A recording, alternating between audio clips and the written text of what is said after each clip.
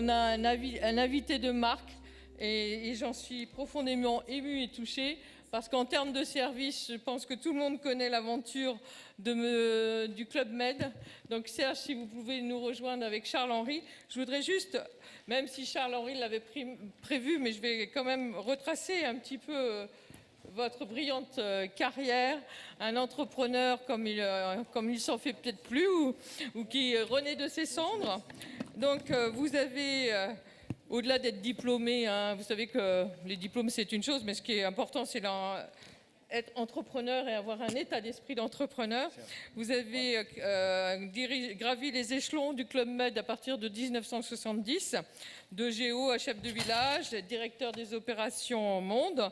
En 80, vous êtes nommé CIO pour les États-Unis et vous prenez en charge la commercialisation des opérations village situées dans les zones américaines. Et en 5 ans, vous doublez la taille du club et vous introduisez la filiale américaine en bourse. Ensuite, en 86, vous êtes appelé au siège et nommé DGA du groupe et vous entreprenez la conquête des marchés européens avec une priorité pour l'Allemagne et d'autres clubs. Et en 93, votre père Gilbert, qui a 40 ans, qui avait fait du club la seule marque mondiale spécialisée dans le tourisme, quitte la présidence et sur la recommandation du conseil d'administration, vous le remplacez. Vous entamez alors beaucoup de changements et en 97, la famille Agnelli, qui avait pris le contrôle du club, débarque à la suite de résultats soi-disant inférieurs. Enfin, là, j'ai mis une petite touche. Hein. Néanmoins, aux attentes du marché, comme souvent ça se fait, et il y a une rupture violente à ce niveau-là. Et après une difficile traversée du désert, eh bien, en 2002, la société Capgemini vous confie la gestion du centre de formation Les Fontaines à Chantilly. En 2005, et là c'est dans notre groupe, hein, c'est BPCE, c'est la Caisse d'épargne, en fait de même pour son centre de Béoust. Et en 2007, à la demande du groupe Partouche, vous prenez en charge la gestion de leurs hôtels situés dans le domaine de Forges-les-Eaux, où vous faites rapidement un lieu incontournable des week-ends en région parisienne. Et en 2008, avec vos 2 fils, Benjamin et Jérémy, et le designer Philippe Stark, vous inventez le concept des premiers hôtels lifestyle et vous créez les Mama Shelter.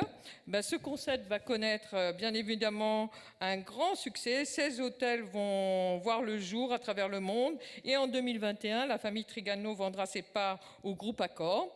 En 2022, vous vous rapprochez du groupe Corian pour imaginer avec votre fils Jérémy un lieu de vie convivial et chaleureux dont vous nous parlerez tout à l'heure à l'intention des seniors.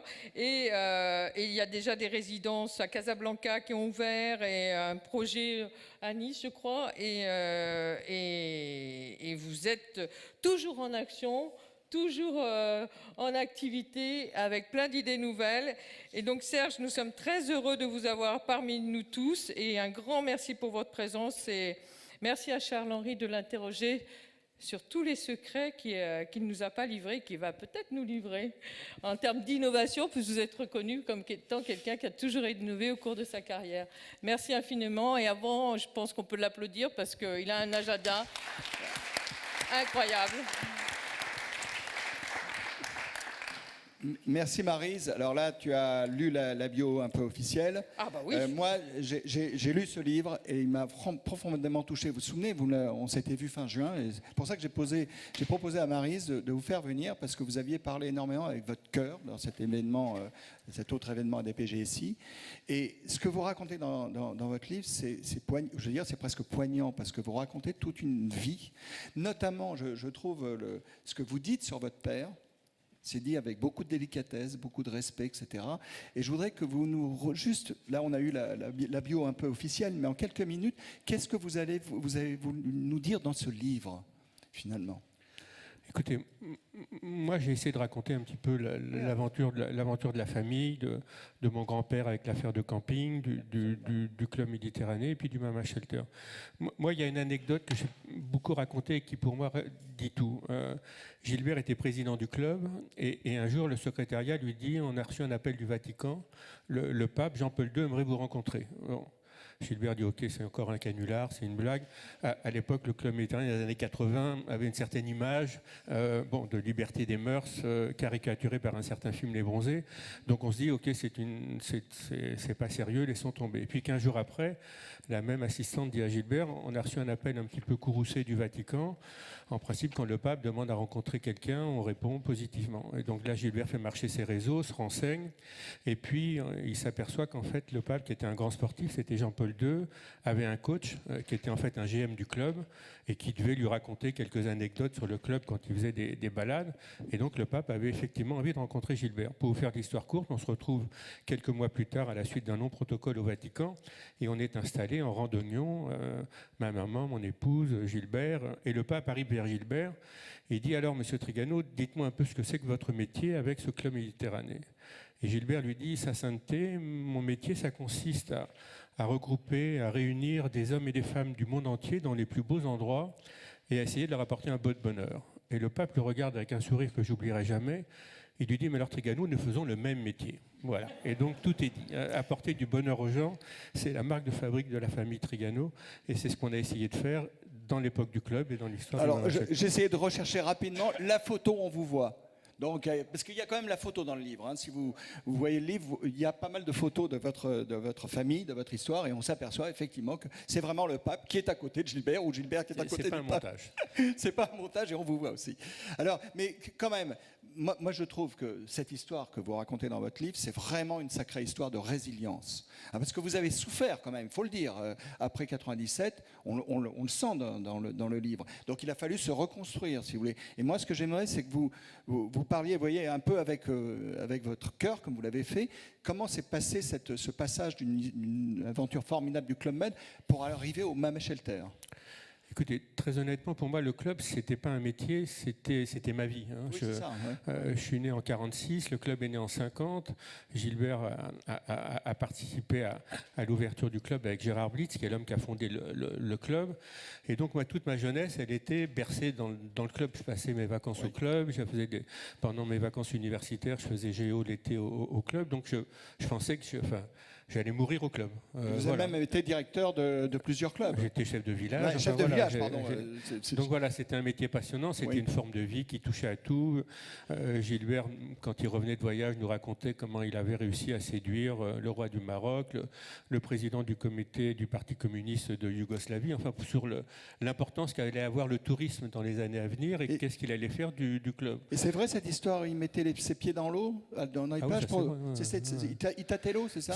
C'était l'époque où on faisait moins de business plan qu'on en fait aujourd'hui, moins de process, et Gilbert avait une approche assez simple pour décider de faire un village. En fait, très souvent, c'était un chef d'État qui venait le voir, les bureaux étaient place de la Bourse, et voilà, je voudrais un village du club au Sénégal, au Maroc et autres. Et donc, il y avait une équipe de prospecteurs, d'hommes et de femmes, dont le métier très, très compliqué était d'aller repérer les plus belles plages à travers le monde. Il y avait un vrai savoir-faire. Donc, il faisait une sélection de 4 ou 5 plages.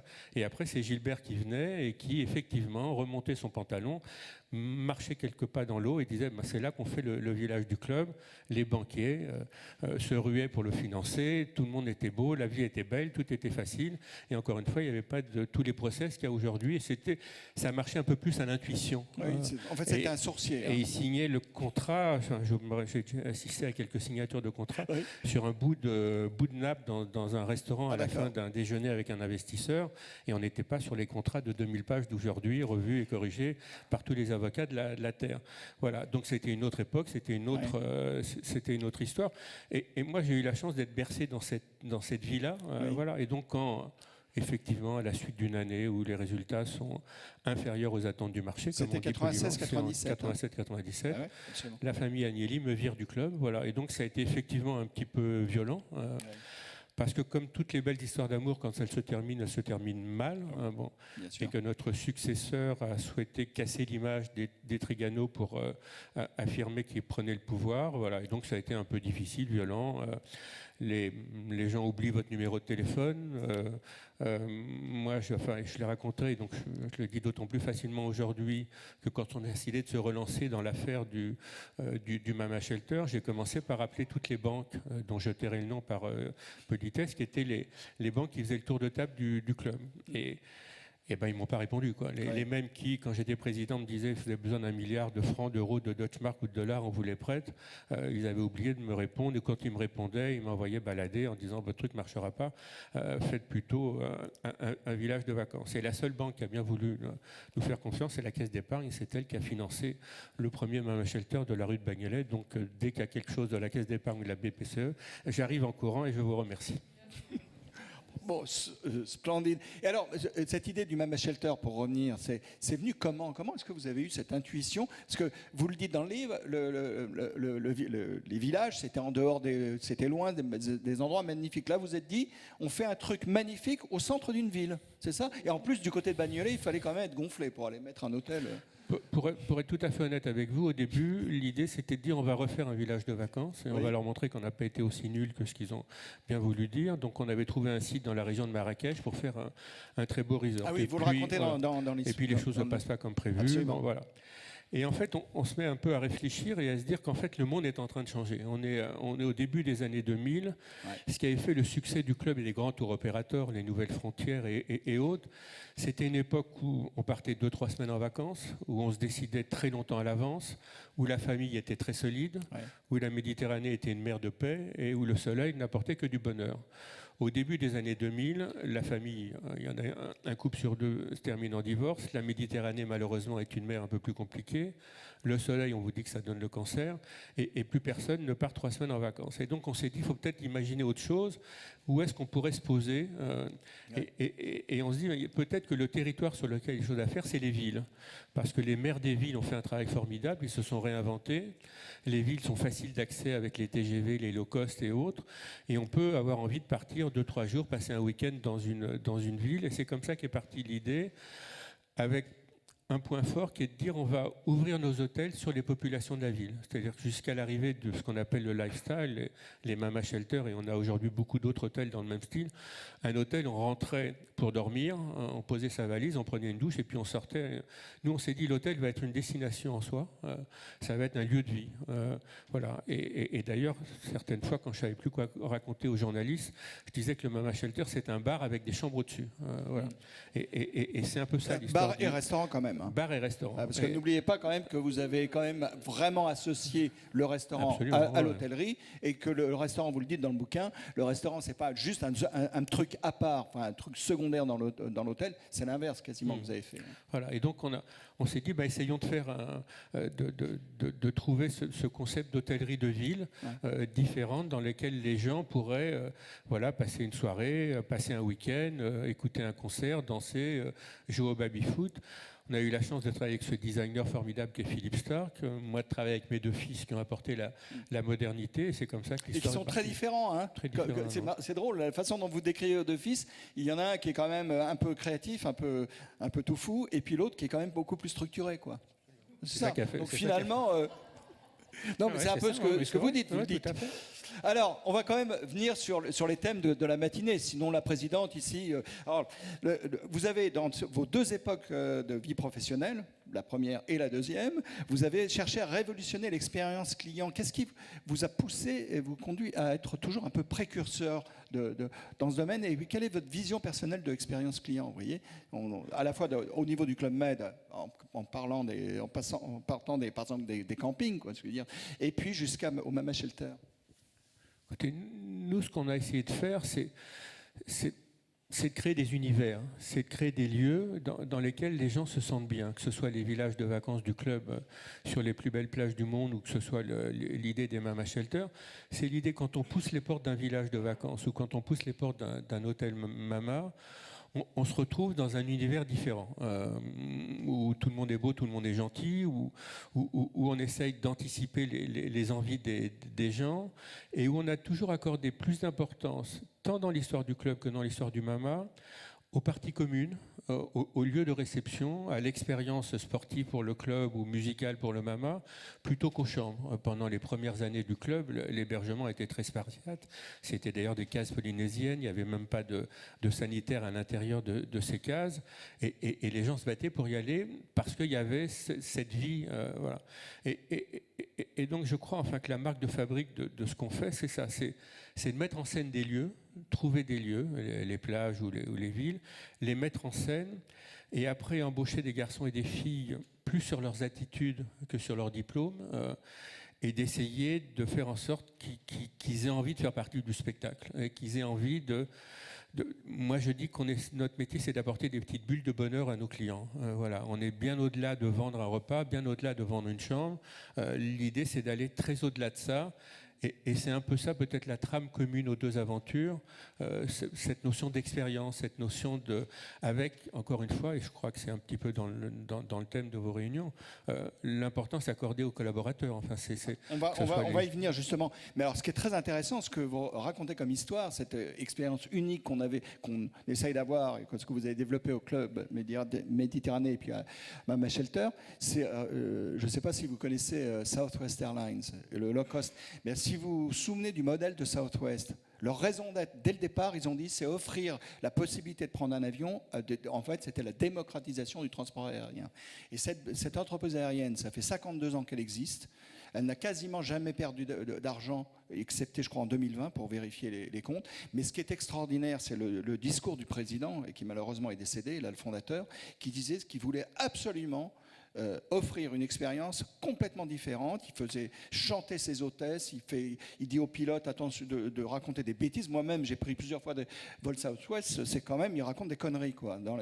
Et ce qui est très intéressant, et vous venez de dire quelque chose qui est fondamental, c'est sur quelles compétences on recrute ce personnel. Eh bien, c'est la seule compagnie aérienne au monde, je crois encore aujourd'hui, parce que c'est un cas que j'ai travaillé pendant des années avec pas beaucoup de groupes à HEC, c'est pour ça que je le connais assez bien.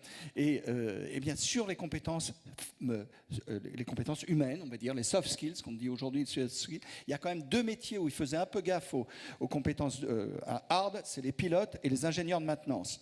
Donc si vous prenez un avion Southwest, vous pouvez être sûr que les pilotes savent piloter et qu'il y a de la maintenance, mais sinon tout le reste, c'est des soft skills. Et il raconte, il y a eu pas mal de cas écrit sur cette entreprise, elle est absolument incroyable. Ça a été le modèle des low-cost. Ce qu'on a aujourd'hui avec évidemment EasyJet et Ryanair, ce sont des pâles copies. Ils ont copié le business model, un seul type d'avion, des rotations très courtes, etc. Mais je pense que l'aspect capital humain, ils l'ont un peu oublié. Vous voyez ce que je veux dire? Alors, justement, sur l'aspect capital humain, on avait cette question, évidemment, sur l'implication des collaborateurs. Comment est-ce que vous avez pris cette question clé? Alors, c'est au niveau du Club Med, évidemment, les géos, etc., les chefs de village. Et puis, chez Mama Shelter, pourquoi c'est aussi important, cette question de l'engagement des collaborateurs?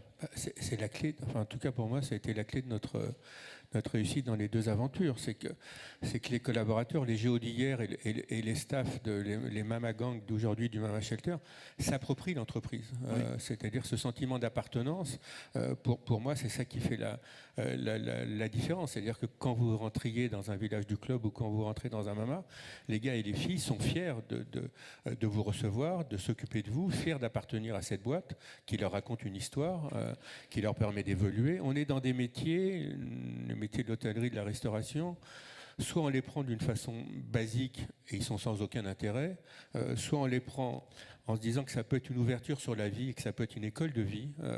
Et alors, ça devient passionnant. Enfin, je veux dire, le club, on peut s'en moquer pendant des années, mais c'était une formidable école de vie pour des milliers d'hommes et de femmes du monde entier. Et le Mama, c'est un peu la même chose. C'est d'apprendre à des gars et à des filles à s'exprimer, à vivre et au-delà de la prestation hôtelière, restauration, bar et autres, c'est qu'ils apprennent à communiquer, qu'ils apprennent à parler, qu'ils apprennent à rencontrer des hommes et des femmes du monde entier.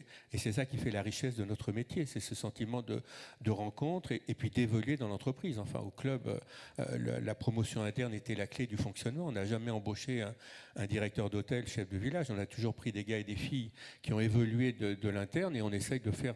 C'est un peu plus compliqué aujourd'hui, les choses ont un peu changé, mais on essaie de faire la même chose au Mama Shelter. Chaque fois qu'il y a un poste qui s'ouvre, en privilégiant la promotion interne, ce qui fait qu'ils se sentent complètement pris dans cette entreprise et qu'on a réussi dans un métier où la fidélité est plutôt assez courte dans l'hôtellerie et la restauration. La durée moyenne de vie, c'est je crois 18 mois. Oui. Nous, on a des gars et des filles qui sont dans l'aventure du Mama depuis l'ouverture du Mama Shelter en 2008 et qui continuent avec nous. Ah bah c'est exactement, vous voyez, vous faites le parallèle, la question du turnover, il faut toujours comparer le turnover du personnel par rapport aux autres entreprises du même secteur. Vous semblez dire que vous avez un turnover qui est beaucoup plus faible que beaucoup d'autres entreprises du même secteur. Et la même chose pour, je prenais l'exemple de SAS Institute, de Southwest, pardon. Southwest, ils ont exactement le même effet. C'est-à-dire qu'ils gardent leurs pilotes, leur personnel beaucoup plus longtemps que les autres compagnies aériennes. Donc, en fait, on a quand même des clés du succès là, avec cette affaire que vous essayez de développer. Et cette histoire avec Korian, alors, vous pouvez nous en dire un petit mot? L'histoire la plus restante, d'après ce qu'on a entendu. Vu mon grand âge, je m'intéresse un peu à la suite des choses. Rassurez-vous, on est deux sur scène. Et donc, voilà, moi, c'est quelque chose qui me passionne. Oui. Alors, quand on vieillit, il y a plusieurs scénarios possibles. Le premier, c'est on peut rester chez soi, on a les moyens de rester chez soi. Et encore très souvent, on se retrouve un peu seul, même dans un bel appartement.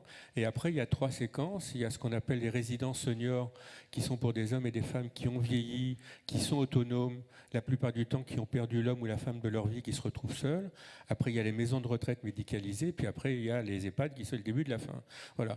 Nous, on a pris la partie des résidences seniors, donc pour des hommes et des femmes qui sont complètement autonomes, en essayant de leur apporter une expérience qui touche un petit peu à ce qu'on a fait à l'époque du club et à l'époque du Mama, c'est-à-dire d'apporter de la vie dans ces lieux, d'abord qu'ils soient beaux. On a pris une femme décoratrice qui a fait un lieu qui ne ressemble pas du tout à une résidence ni à une maison de retraite. On a pris un des plus grands cuisiniers français qui est Pierre Gagnère, pour concevoir la restauration. Donc on mange plutôt mieux que ce qu'on mange, que ce qui est servi dans ces lieux au sens classique du terme. On a pris un couple d'anciens du club pour faire vivre le lieu. Voilà. Et après, alors il y a le restaurant, il y a le bar, il y a une salle de sport, il y a une salle de cinéma. On a pris un accord avec l'INA pour qu'on puisse passer des vieilles émissions de télé, un vieux 5 colonnes à la une, pour qu'on puisse aussi faire marcher sa tête et se souvenir.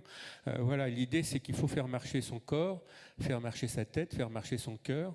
Et c'est ce qu'on essaye de faire avec Casa Barbara. Donc on a ouvert une première implantation à Levallois. On va en ouvrir une deuxième à Nice dans quelques mois. Et si ça se passe bien, on va essayer de développer ça pour le futur. Et ça va contribuer, ce type d'initiative va contribuer à restaurer un peu l'image de ce secteur qui quand même a été un peu ébranlé là, ces derniers temps. Oui, il y a eu des choses pas bien qui ont été faites par un des grands acteurs de ce métier. C'est pas le cas de Korian, mais c'est le cas de cet autre acteur. Voilà. Et après, il y a eu des maladresses, des erreurs de fait. Mais en tout cas, c'est un projet de vie passionnant. Alors, je sais pas si on va réussir. On est au début de l'aventure. Il faut expliquer. C'est un concept différent. L'idée, c'est de casser la solitude. Oui, c'est ça. Voilà. Encore une fois, malheureusement, on perd souvent l'homme ou la femme de sa vie. On se retrouve seul. L'idée, c'est que vous ne soyez pas seul, qu'il y ait de la vie, qu'il y ait de l'ambiance, que les femmes aient envie encore de séduire, que les hommes aient envie de faire la fête. C'est ça qu'on va essayer de faire. Oui, donc en fait, vous répétez un peu le même, le même modèle, c'est-à-dire créer une expérience qui vraiment fait la différence. Effectivement, dans le secteur des EHPAD, ça me semble tout à fait important. Alors, une association dont la présidente est devant vous, qui s'appelle Esprit de Service France. Donc, cette question de l'esprit de service, si cette association existe, c'est qu'on a quand même un peu de mal dans notre culture française, quand on se compare à des amis européens ou nord-américains, à avoir. Qu'est-ce que vous avez vraiment fait, je veux dire, vous voyez, pour développer cet esprit de service partout où vous êtes intervenu, finalement? D'abord, je dois reconnaître que la notion de service n'est pas une notion très française. Voilà. On a le sentiment que servir, c'est avilissant, c'est humiliant. Et autant dans des pays... Encore une fois, quand je me rappelle la carte du club, les Marocains, les Tunisiens, les Mauriciens ont un sens du service incroyable. Voilà. Les Français, ça ne vient pas naturellement. Moi, ce que j'essaye de leur dire, ce que disait Gilbert, c'est on est au service des gens, on n'est pas leur serviteur. Et j'aimais assez bien cette image. Voilà. Belle image, oui. et moi, je mets un point d'honneur à réunir toutes les équipes de Mama quand on ouvre un nouveau Mama pour leur expliquer ce qu'on attend d'eux, cette notion de service. Et je leur dis, dans le mot service, il y a servir. Voilà. Si vous n'aimez pas servir, allez revoir la direction du personnel, tirez-vous, faites autre chose. Vous ne pourrez pas vous forcer. Les gens n'ont rien à cirer que vous n'allez pas bien, que votre petit ami vous fait la gueule, que ceci ne va pas bien. Hein. On est sur scène, il faut qu'on ait envie de faire plaisir aux gens. Voilà. Donc, alors, ça, honnêtement, je crois que c'est plus, on l'a ou on ne l'a pas en soi. On peut essayer par petites touches de faire entrer dans la tête des gens. Il y a des gens pour qui servir, c'est impossible. Voilà. On peut leur faire les séminaires qu'on veut, les causeries, tout ce qu'on veut, ça ne marchera pas. Donc il faut d'abord partir sur un terrain qui est un peu propice. C'est pour ça que nous, tant au club qu'au Mama, la clé c'était le recrutement des garçons et des filles dans leurs attitudes, dans leur comportement, d'essayer de trouver les qualités de cœur qui vont faire qu'ils auront envie de servir, le temps qu'ils passeront. Enfin moi ce que je dis aux équipes c'est que vous soyez avec nous 6 mois, 1 an, 2 ans, 3 ans, ça peut être un passage dans votre vie, mais quand vous êtes avec nous, ayez envie de faire plaisir aux autres, quoi. Je veux dire, et ça dépasse la notion de service. C'est un peu une notion, vous en parliez tout à l'heure, d'amour, de gentillesse. J'allais y venir justement. Voilà, c'est de créer de l'émotion. Ouais. Voilà, et ça se fait pas avec des paperboards et avec des trucs. On l'a ou on l'a pas, quoi. Alors, il y a un point qui m'a, à un moment dans le livre, vous parlez. Je vais être cash, je vais vous parler de l'expérience d'un DRH qui n'a pas été très positive. Il se trouve que mon intérêt principal, c'est quand même tourné vers la fonction RH au sens large. Et vous dites que c'était un ancien chef de village, je crois. Qu'est-ce qui s'est passé juste sur ce petit... C'est-à-dire qu'on ne devient pas DRH facilement, finalement. Une erreur de casting de ma part, j'en ai fait beaucoup. Celle-là, je l'ai payée cher. Bon, moi, encore une fois, dans l'idée de nommer des garçons et des filles de la base voilà, j'avais pris un des chefs de village qui était un des meilleurs du club pour en faire un DRH.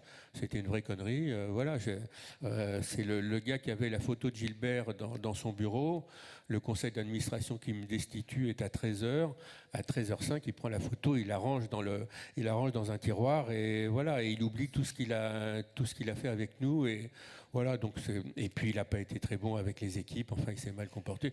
Mais voilà, ça c'est une erreur sans aucune importance. C'est ma faute à moi. J'ai appris de toutes les erreurs que j'ai pu faire. Je vais vous faire une petite confidence. Personne n'écoute.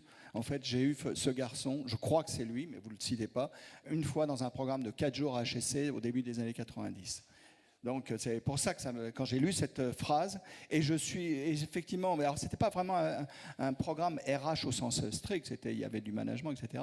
Mais je suis presque sûr parce que justement c'était une période où Alors, toute dernière question, parce qu'on va faire quand même une chose exceptionnelle, qui est de laisser la parole aux personnes. On a terminé la dernière table ronde, juste avant que vous arriviez. Vous l'avez entendu, d'ailleurs, une partie des réponses, et vous avez entendu la réponse sur l'amour de Nandini, sur quel est le leader que vous êtes, que vous avez été, parce que vous êtes monté progressivement, et vous reconnaissez que le parcours a été long au sein du Club Med, et puis quel est votre style de leadership chez Mama Shelter? Qu'est-ce que vous pourriez donner aux personnes présentes là, comme conseil pour être, entre guillemets, un bon leader à l'heure du digital, de la transition climatique, etc. etc. Je crois que chacun d'entre nous, on a sa vision et son approche du leader. Moi, je manage par la gentillesse. Voilà. Alors, je ne dis pas que c'est la panacée universelle, et ça tout seul, ça ne marche pas. Donc, il faut qu'à côté, pour ça que j'avais un fils qui était un peu plus dur que moi, et que le mélange des deux a fait le succès. Moi, j'essaye de manager comme ça, voilà. Enfin, en étant proche des gens, avec une espèce de porte tout le temps ouverte pour qu'ils puissent venir m'expliquer, d'expliquer ce que je fais, de m'entourer, ça j'ai appris avec le temps, de gens plutôt meilleurs que moi, parce que c'est comme ça qu'on fait avancer les choses.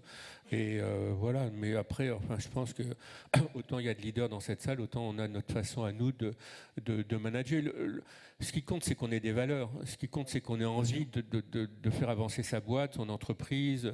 Voilà, après chacun, on le fait il y a toutes les modes de management. Dans l'hôtellerie, il y a des gens qui sont très très durs avec leur personnel et qui réussissent très bien. Nous, on est plutôt assez gentils avec les nôtres, on réussit pas mal. Voilà, je crois qu'il y a toutes les écoles. Après, c'est la façon dont on fait les choses qui compte. Oui, tout à fait. En fait, vous mettez en pratique depuis à peu près 40 ans ce que faisait Hewlett-Packard dans les années 80-90, avant qu'il soit racheté par Compaq et les autres. Ils appelaient ça le MBWA. Vous savez ce que c'est le MBWA? C'est le Management by Wandering Around. C'est le management par la promenade. Et je pense que vous êtes un exemple même du MBWA. Alors, comme il est exactement 29 et que nous avons 16 minutes, je laisse la place. On va peut-être faire passer un micro. Qui veut poser une... Vous avez une occasion unique. Unique. Avec Serge. Frédéric va poser la première question, évidemment. Il faut toujours une première question. Merci beaucoup pour le témoignage. Alors, moi, j'ai une question, peut-être indiscrète. Vous ne vous sentez vraiment pas obligé d'y répondre. Donc, Trigano Loves You, et donc le livre, la manière dont vous décrivez les Mama Shelter, c'est très incarné, en fait. C'est votre vision. Et donc, je me dis, bon, j'ai cru comprendre que vous aviez vendu à Accor. Donc, j'ai deux questions. C'est quoi l'avenir si vous n'êtes plus là pour l'incarner ? Et finalement, est-ce que c'est eux qui sont venus vous voir ou est-ce que c'est vous qui êtes allés les voir? Alors, c'est nous qui sommes allés voir Accor il y a 5-6 ans, quand la boîte commençait à grandir. Et il y avait deux facteurs. Un, j'étais très endetté personnellement. Et deuxièmement, toutes les grandes chaînes hôtelières commençaient à faire de l'hôtellerie lifestyle. Les Hilton, les Hyatt, les Marriott. Et donc, on avait deux scénarios. Soit on restait une petite entreprise familiale. On faisait un hôtel nouveau tous les 2-3 ans. On était marginalisé et on disparaissait du paysage. Soit on s'adossait à un grand groupe. Et on a eu la chance de rencontrer Sébastien Bazin au moment où il prenait la présidence d'Accor et il voulait faire bouger les choses. Et avec lui, on pouvait se développer. Et donc, c'est ce scénario qu'on a choisi. Et dans les accords, il y avait la possibilité pour Accor de prendre, ils ont pris au début 30%, puis 49%, et puis de prendre 100% s'ils étaient satisfaits. Et comme ils ont décidé de développer à fond toute cette hôtellerie lifestyle, ils ont pris 100%, on reste avec eux pendant encore quelques années et on les accompagne et ça se passe très très bien. Maintenant, comment ça peut se passer sur la transition? C'est un vrai bon sujet.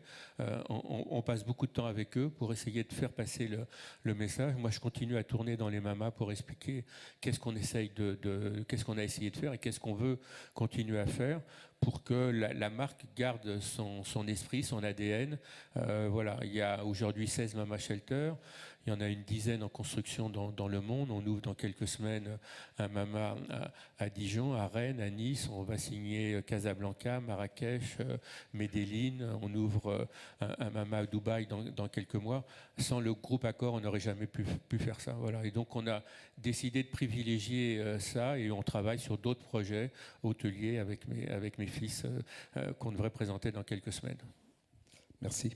Oui, je ne suis pas surpris que vous ayez engagé cette discussion avec Sébastien Bazin, parce que pour l'avoir un jour fait venir au Collège des Bernardins, ce qui avait été frappant c'était un événement, enfin c'était une sorte de discussion autour du management, des révolutions managériales. Il nous avait dit, c'était en 2014, cette histoire que je vous raconte, il nous avait dit, devant des gens un peu médusés, qu'il était un financier, grosso modo con, froid, etc., et qu'il avait découvert qu'une entreprise avait des gens. Et quand vous l'écoutez, d'ailleurs, ces dernières interventions, y compris au Congrès HR, je ne sais pas si tu te souviens, il y a un an, c'est incroyable cette transformation, et notamment la crise Covid. J'ai eu la possibilité de faire justement un webinaire en pleine crise avec lui. Eh bien, il vous parle de son entreprise, mais avec ses tripes, c'est incroyable. Il a ouvert des hôtels en pleine pandémie, vous savez, au service des gens qui avaient le Covid, au service des femmes battues, etc. C'est hallucinant. Alors moi, je pense que vous avez une bonne chance de garder un peu l'ADN, surtout que leur stratégie, c'est quand même de garder justement l'ADN des grandes chaînes, et surtout pas de refaire du Novotel partout, quoi. Non, surtout qu'en fait, ce qu'a fait Sébastien, ce qui est très malin, c'est qu'il est en train de couper la boîte en deux. Oui, absolument. Il y a tout ce qui est l'hôtellerie classique, les Ibis, Novotel, le Mercure, qui vont rester dans une entité. Et lui a créé ce qu'il appelle Ennismore, dans lequel il a mis Hoxton, qui est une chaîne hôtelière un peu comme Mama, plus haut de gamme, Mama Shelter, 25e heure, qui est un peu comme Mama en version allemande et autres, qui va être la partie plus l'hôtellerie de luxe. Et je pense que c'est ça qui va faire développer. Et vous savez qui va être la nouvelle CEO de cette branche-là? C'est Maud Bailly. Voilà. Une question? Oui, alors moi j'ai une question très simple parce que je m'intéresse au leadership Et ce qui m'intéresse, c'est de trouver les failles, les vulnérabilités chez les leaders. Et vous avez dit tout à l'heure que vous avez appris énormément de vos erreurs. Est-ce que vous accepteriez de partager une erreur spécifique dans laquelle vous avez particulièrement appris et qui a été un tournant dans votre carrière? Il y en a plein, il y en a trop. Je me suis mal entouré. J'ai pas su choisir les bons collaborateurs qu'il fallait. Je suis trop gentil. Donc la gentillesse c'est bien, mais ça a ses limites. Voilà. Donc et je suis pas allé assez vite. Alors on a dit que j'ai pas voulu tuer le père dans l'histoire du club. Ça c'est pas vrai parce que d'abord j'aurais jamais tué le père. Et puis mais Gilbert avait su s'effacer complètement et il m'a laissé carte libre. Donc ça n'a rien à faire. Voilà. C'est un enjeu de savoir s'entourer. Gilbert avait fait une très belle équipe autour de lui. J'ai pas réussi à faire la même chose. Et puis encore une fois, voilà, faut de temps en temps savoir dire non. J'ai un peu de mal à le faire. C'est pour ça que je travaille aujourd'hui, entre autres avec mon fils, qui lui passe son temps à dire non à tout. Et donc c'est avec cet équilibre qu'on arrive à faire des choses. Vous parlez du fils rigoureux. Non, l'autre est aussi rigoureux, mais il a une autre forme de rigueur, on va dire. Une question.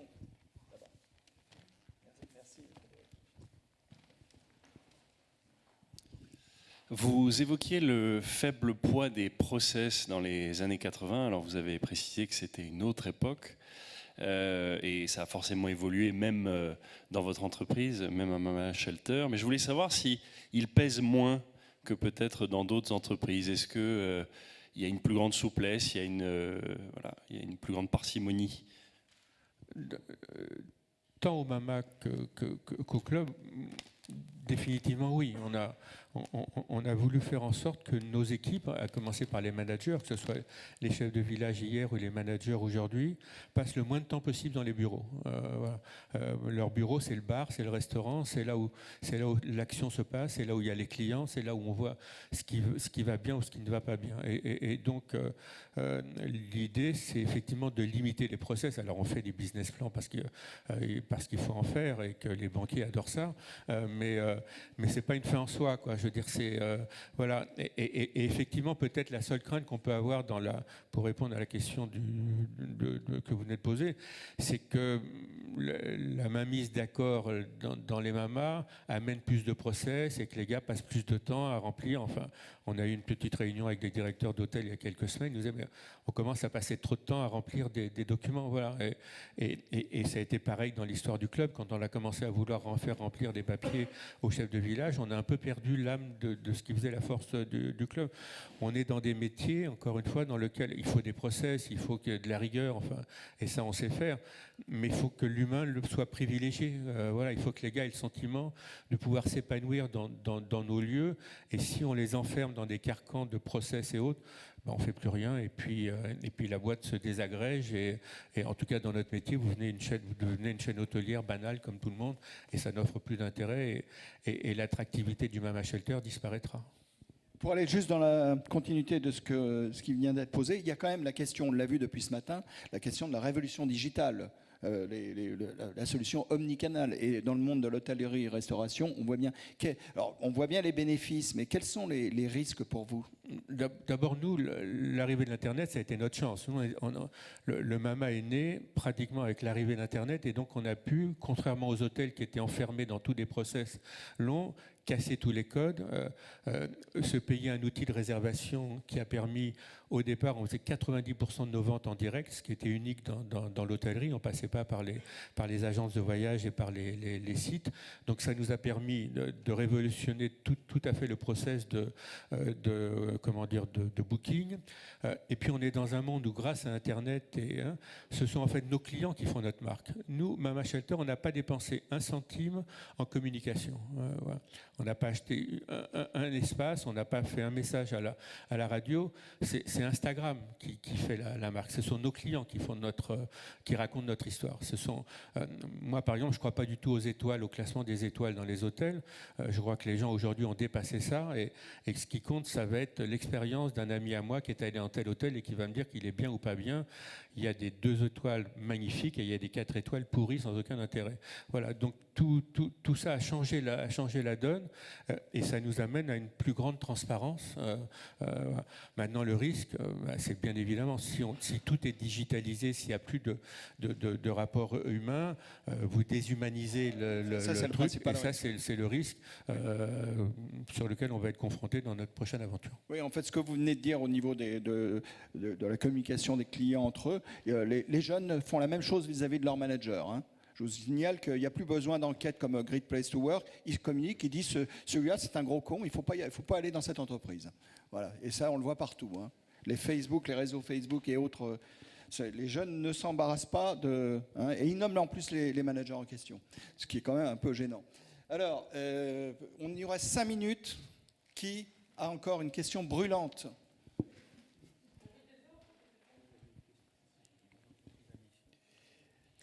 Oui. J'en ai encore une, moi. Ah oui. Sur l'entreprise à mission, oui, c'est vrai qu'on l'avait dit oralement et je ne l'ai pas repris.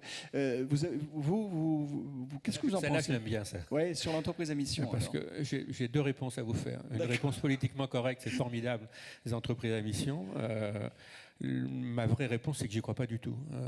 Voilà, pardon, mais oui, Brice. Non, mais voilà, je vais peut-être me faire mal voir. Mais si vous voulez, j'ai un peu lu ce que c'est qu'une entreprise à mission.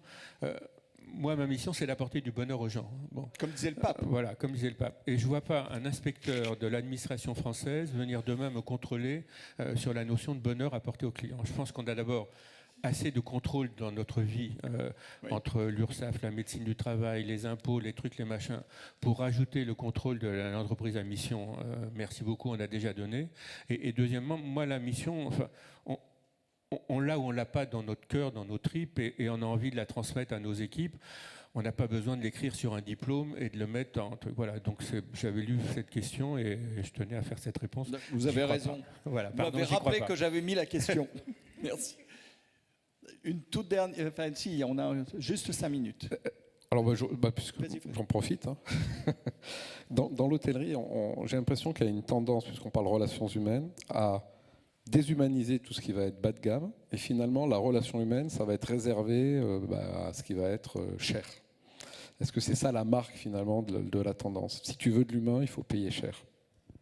C'est le risque, vous avez parfaitement raison, parce qu'on est confronté à un enjeu de coût, et qu'aujourd'hui on peut pratiquement tout automatiser, tout le process du check-in, du check-out, on peut pratiquement utiliser son téléphone pour rentrer dans sa chambre, et avec son téléphone on peut faire marcher la musique, la clim et ainsi de suite. Voilà, donc c'est vrai qu'on n'a pratiquement plus besoin de l'humain dans la transaction hôtelière au sens classique du terme. Alors, après, et donc sur les process et sur l'hôtellerie économique, c'est une vraie tentation. Mais ceci dit, sur l'hôtellerie haut de gamme, le côté humain, il dépend beaucoup de la qualité des hommes et des femmes qui le font. Hein. Je veux dire, on a des hôtels très haut de gamme dans lesquels le staff est odieux et prétentieux et sans aucun intérêt. Et il y a des petits hôtels économiques dans lesquels le petit staff apporte beaucoup d'amour à son travail. Voilà, donc ça dépendra de la façon dont ça sera fait. Mais vous avez parfaitement raison, il y a un vrai risque. Et nous, on travaille sur un projet d'hôtellerie abordable, économique, écolo, sexy avec Stark, dans lequel il y aura une partie de restauration beaucoup plus faible que ce qu'on a fait dans le Mama Shelter, parce qu'on trouve plus difficilement aujourd'hui des hommes et des femmes pour travailler dans la restauration et dans l'hôtellerie, qui ne veulent plus travailler les week-ends, qui ne veulent pas travailler le soir, et que ça change un peu la donne. Et c'est vrai que c'est un vrai enjeu. Ça rendra encore plus qualitatif et important le choix des quelques hommes et femmes qui resteront dans ces hôtels. Ils deviendront encore plus importants qu'ils le sont aujourd'hui. Une toute petite dernière question que j'ai oubliée, qui était quand même sur la liste. Le rôle des managers, quand même, vous avez dit, vous en avez parlé tout à l'heure rapidement. Pourquoi c'est clé dans une entreprise comme la vôtre ? Est-ce que vous donnez, par exemple, comme vous l'avez fait au Club Med, une très grande autonomie aux équipes locales ? Vous voyez ce que je veux dire, qui est un modèle d'organisation qui est en train de se développer. La pandémie, elle n'a fait qu'accélérer une forme de subsidiarité plus importante dans beaucoup d'entreprises. Est-ce que c'est ce que vous faites depuis le début ? Et quel est le rôle comme de ces managers, que ce soit le manager d'établissement ou même des managers en dessous, si vous voulez. Écoutez, nous, ce qu'on essaye, c'est de dire à la fois aux directeurs d'hôtel et à leur staff, voilà ce qu'on essaye de faire avec Mama Shelter. Voilà, on n'est pas un hôtel classique, on essaye de vendre une expérience, on essaye de vendre un peu de bonheur, on essaye de faire quelque chose de différent de ce qu'on trouve sur un hôtel au sens traditionnel d'une chaîne hôtelière un petit peu déshumanisée. Voilà. Donc ça, c'est le message que j'essaye de faire passer aux managers. Je réunis aussi leurs équipes. Après, ils en font ce qu'ils veulent, je veux dire honnêtement. Après, ils le font à leur façon. Ils le font à leur façon. Mais vous avez quand même un minimum de normes chez Mama Shelter. J'espère quand même que vous avez quand même quelques... Il y a quelques normes, bien évidemment. Mais encore une fois, la norme de base, c'est apporter du bonheur aux gens. Voilà. Donc après, grosso modo, démerdez-vous. Vous avez un budget pour les nourrir, vous avez un budget pour nettoyer les chambres, mais après, faites-le à votre façon à vous. Et quand vous allez dans les mamas, et je crois que c'est un peu la force de Mama Shelter d'aujourd'hui, c'est qu'à la fois chaque mama est différent, parce que le design est différent, parce que les managers sont différents, ils ne sont pas faits dans le même moule, et vous trouvez un peu le même état d'esprit. Et c'est ça qu'on essaye de faire et de perpétuer dans l'aventure qu'on est en train de mener. Écoutez, c'est formidable. Il est 12h44. Nous terminons. Bravo.